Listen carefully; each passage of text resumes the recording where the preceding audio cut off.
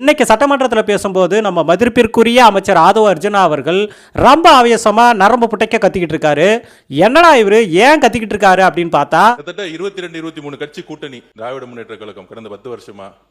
ஆனால் 2026ல தமிழக வெற்றி கழகம் தனி பெரும் கட்சியாக நில்லுங்க தனி பெரும் கட்சியாக நின்னு 108 தொகுதி வாங்கியிருக்கோம்.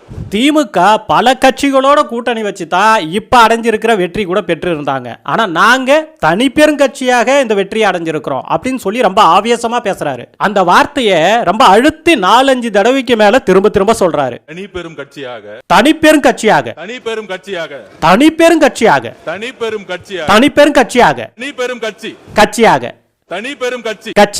அது தனி பெரும் கட்சியாக இல்லைங்க, தனி பெரும் இன்ஃப்ளூயன்சரால, தனி பெரும் திரை பிரபலத்தால.